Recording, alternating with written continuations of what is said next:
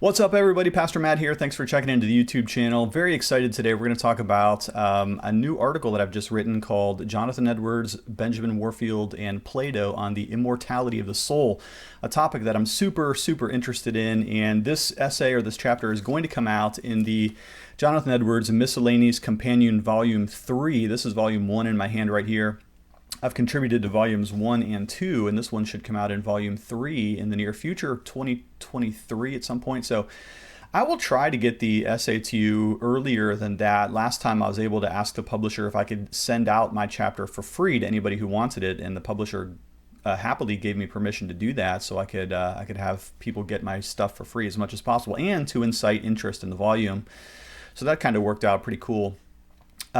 So anyway, we're going to talk about the immortality of the soul today. It's a very interesting topic as far as I'm concerned. So you have a soul, right?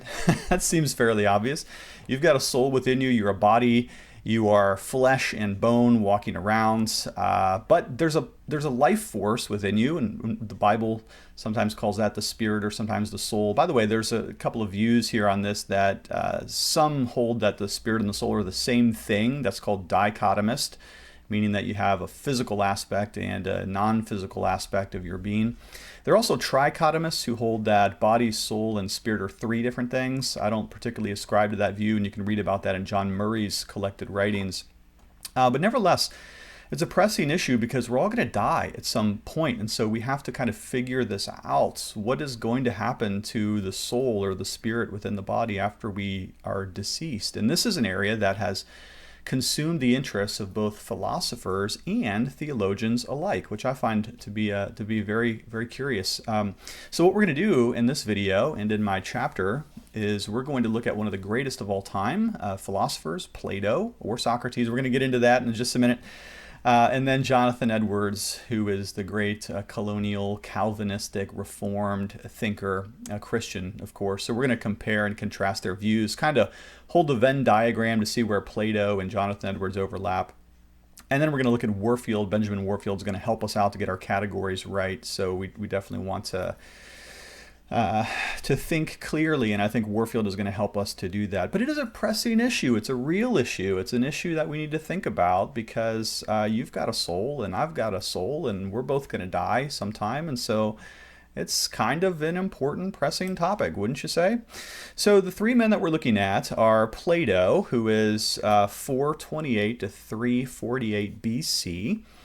Now, the reason I said Plato or Socrates is because it's Socrates and then Plato and then Aristotle, right? But we don't have any extant material from Socrates himself, and so much of what we know about Socrates comes through the pen of Plato. Plato is the one who writes about Socrates in his dialogues, and so we're going to look at one of those dialogues called the Phaedo or the Phaedo. I was trained to say Phaedo, so I know people pronounce that differently. It's an interesting work, and so we're going to look first at Plato. We're also going to look at Benjamin Warfield, 1851 to 1921, in his article Annihilationism, which comes in his collected works, Volume 9, Studies on Theology. It's a short article, but it's going to help us to get our categories right. And then, of course, we're going to look at Jonathan Edwards, 1703 to 1758.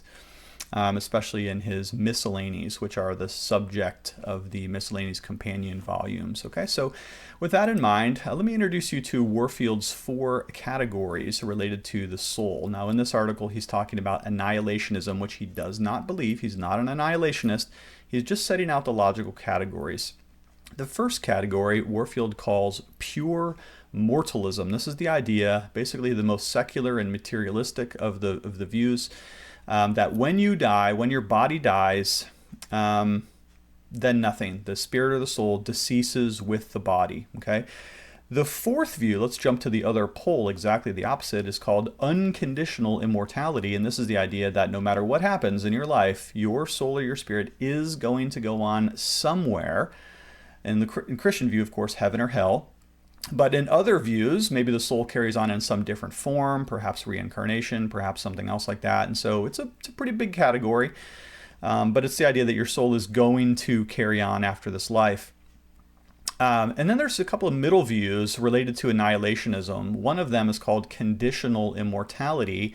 This is the idea that your body, when your body dies, your soul or spirit would ordinarily die with it unless God supernaturally grants it eternal life. Thus, it's conditional immortality.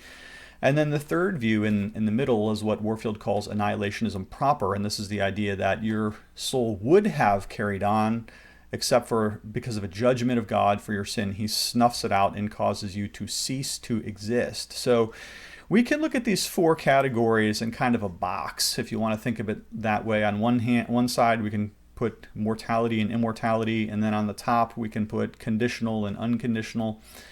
And so your four categories. Number one, pure mortalism. You will definitely die. The body and the soul will die with it. The fourth category, its opposite, unconditional immortality, that no matter what happens, your soul will carry on somewhere. Again, in the Christian view, heaven or hell. And then you have your two kind of middling categories of annihilationism proper, where God snuffs you out, or conditional immortality, which is the idea that you would cease to exist unless God grants you that eternal life. Okay, so... Well, what's up, everybody? My name is Matt. I'm the pastor of Gospel Fellowship PCA. We are a Reformed Bible-believing church here in the heart of Western Pennsylvania, just north of Pittsburgh. If you're looking for a church like that, you found one. So come check us out, Gospel Fellowship PCA. I also want to say what's up to our friends at Gentle Reformation, a wonderful blog put on by some of the guys at Reformed Presbyterian Theological Seminary. By the way, if you find Edwards studies interesting, I am going to be teaching a class on Jonathan Edwards coming up in February of 2023. February 10th and 11th is a 1-credit class. You can join me in the class. You can audit the class. Just call them up. Call up the good folks at RPTS, and we'll see if we can get you in that class. All right. So that's that. Well, let's get into Plato or Socrates' view. So again, it's difficult to know whether it's Socrates or Plato really holding the view. And here's why. Because again, we don't have any extant materials from Socrates. And so everything we know about Socrates comes through the pen of Plato. And what that means is when we're reading the Phaedo, it could be the view of Socrates as an actual historical person, or it could be the view of Socrates as a character in the stories of Plato. So he kind of takes on his own kind of fictional life in Plato's works. Or maybe it's just straight up Plato telling you what he believes through the character of Socrates. So philosophers and scholars on Socrates, they have mixed views on that, and you can figure that one out for yourself.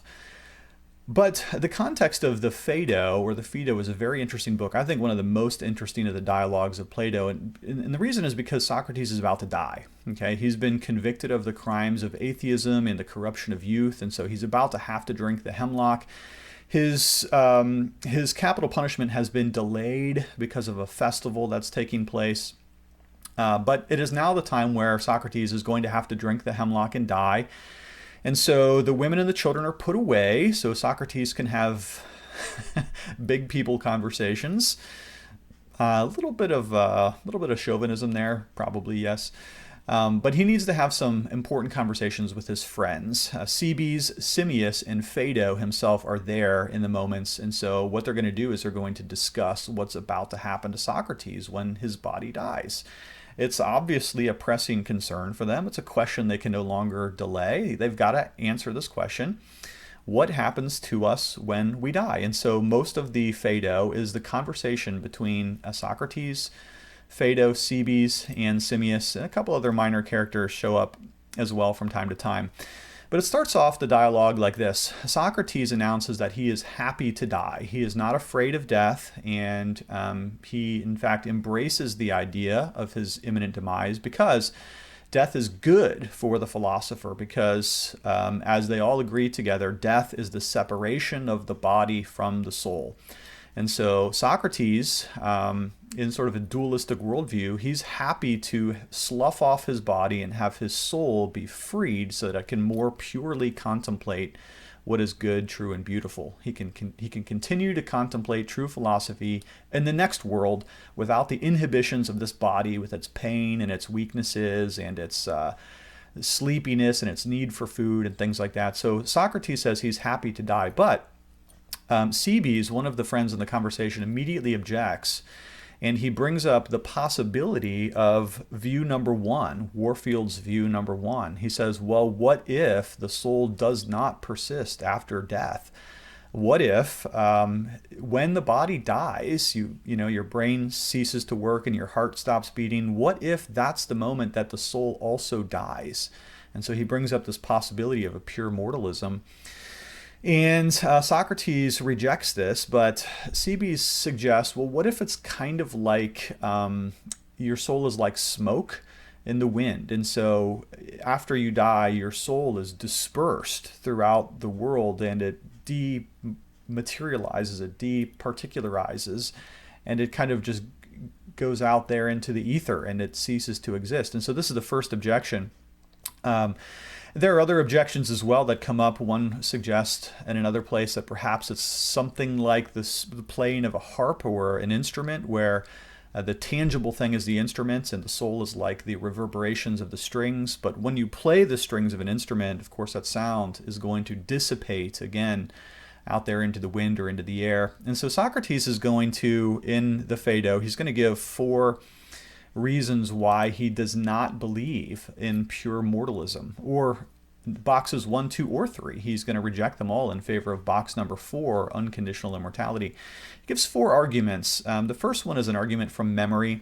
This taps back into other works of Plato and Socrates. In one place, Socrates argues that the idea that we existed before we were born, that our soul was pre-existent. And to defend this, Socrates seems to suggest that there are certain things that we already know. We come into this world knowing things. We're not a blank slate or a tabula rasa. And to demonstrate this, there's an example given in which an educated man takes a slave, an uneducated slave, through some geometry, the Pythagorean theorem, let's say, and he's able to, just by asking the right questions, elucidate the answers from the untrained person. And so Socrates holds that this is an example of the fact that we know before we are born. There's innate knowledge within us. And so his first argument from memory suggests that if the soul was alive before we were born, then it will surely be alive after we die. His next argument then, if that's not fully convincing to you, is from opposites. Socrates here argues that everything in the world seems to be derived from its opposite. So a cold night comes after a hot day, and a hot day follows a cooler night, and summer follows winter, and winter follows summer, and things that are up come from things that are down, and so on and so forth. And so Socrates makes the second argument that death must give birth to life then, just as life inevitably is followed by death. And so if a human being is born out of non-existence or from not existing prior, then certainly life would follow after death. And so we could see there's a little bit of conflict or tension between his defense based on memory and his defense based on opposites, because in the previous one he just said that it's pre-existence that defends the rationality of post-existence, but now he's telling us that life comes from death and death comes from life. You can tell throughout the Phaedo that his friends are not necessarily convinced by these arguments. They don't find them to be persuasive. Then Socrates goes on to his third view, which I particularly think is the best of his 4 views, his 4 defenses. And this is his defense based on materialism versus immaterialism. And here Socrates is arguing that the body is that which is composed of matter, and the soul is that which is not composed of matter. So he describes the body as being able to be corrupted. It disintegrates. When you die, it falls apart. It's contained of stuff, matter that can be broken apart. The body is that which has extension in space. It's comprised of atoms. They didn't have a full understanding of atoms and molecules as we do today, but there was a view called atomism, which is the idea that everything is made of choppable component parts. But the soul then is that part of our human nature that is not made of any matter whatsoever. It's not choppable. It cannot disintegrate or decompose. And so it follows then from this view that if the soul is made of that which cannot be departicleized or rended or torn or broken or ripped apart in any way, then the soul must persist because it is made of indestructible character. I think that's an interesting argument, probably the best of the four arguments that he gives. And then finally, and this is supposed to be the clincher for Socrates, he makes an argument based on his view of the forms. Now here you have to understand a little bit of Socratic and Platonic theory here, that the universe is comprised of these ideals which kind of exist beyond this particular world. Ideals such as wisdom, truth, justice, strength, courage, and that these ideals are kind of embodied but in imperfect ways in the things of this realm, this world. See his great parable of the cave shadows for kind of an explanation of this. But here Socrates says, look, there is obviously a form of life, this ideal of that which is alive, and the best embodiments of the form of life is the soul here on earth. And therefore, if the soul possesses the form of life, then it cannot die in any way. Okay, so that's Socrates' fourfold defense of view 4, unconditional immortality, or the immortality of the soul. Now, that does not mean, and please don't think that Socrates is a Christian just because he holds to view 4 in Warfield's rubric, because Socrates is more likely here to defend reincarnation, the idea that we might be reincarnated in bugs or spiders or chickens or other human beings. He does bring up that possibility. He does, though, interestingly speak of kind of a damnation and kind of a salvation, although I found it really intriguing that Socrates even spoke about purgation, the idea that a soul could be purged and made more perfect if it goes to Tartarus, which is something like a hell-like state. It could be purged and made more perfect. Made me wonder, and maybe somebody out there can clear this up for me, if that's not really where the Roman Catholics get their doctrine of purgatory from Socrates, not from Holy Scripture. Because clearly you cannot find this in the biblical Old and New Testaments. Perhaps there's something like that in the Apocrypha, but it made me wonder if Roman Catholics didn't actually take the doctrine of purgatory from Socrates and not from the Bible. Somebody else will have to clear that up. Socrates does, though, have a view that there's something like a state of holiness that the soul can achieve, and perhaps even some form of communion with the gods. Okay? So that basically wraps up Socrates for us. I do want to note, though, that if he has a view of salvation, it's a salvation by the way of philosophy. In other words, the way Socrates thinks we can obtain a true salvation in the next life is through the treasuring of philosophy in this life. And that's why he has the most hope of a beneficial or a beneficent or a blessed afterlife, is because he believes he has pursued philosophy purely in this life. Unfortunately, though, his views are somewhat unconvincing to Simmias, to Cebes, and to many modern readers who read his views, and they don't think that Socrates has fully defended his position by the end of the book.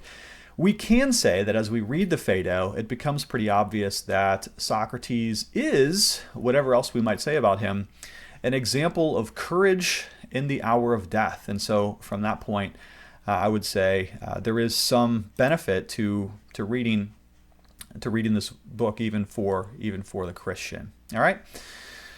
Well, I've had a little bit of problems with my camera today, and so what I'm going to do is I'm going to close out this video, and I'm going to do the second part as a part 2 to follow up after this. So make sure to check in to the next video. I think I'm going to save what I've got while I've got it. I think this is on tape, and so check out the next part, and we're going to go to Jonathan Edwards' views on the immortality of the soul next. Love you lots. Thanks for checking in. Talk to you later.